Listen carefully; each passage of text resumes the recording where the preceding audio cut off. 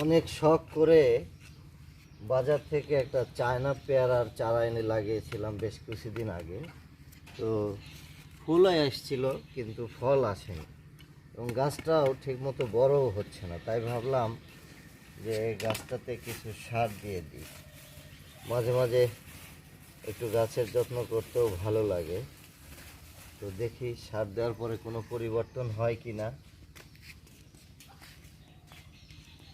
আসলে অনেক শখের গাছ এটি। প্রথম বছরে অবশ্য ফুলও এসেছিল কিন্তু ফলের দেখা মিলেনি। তো দেখা যাক, গাছটার এবার ফাইনালি সার দিয়ে দিচ্ছি। এটা সার দেওয়ার পরে যদি কোনো পরিবর্তন আসে গাছটার। চায়না পেয়ারার গাছ, পাতাগুলো ছোট, ফলগুলো ছোট ছোট হবে এমনটাই বলেছিল।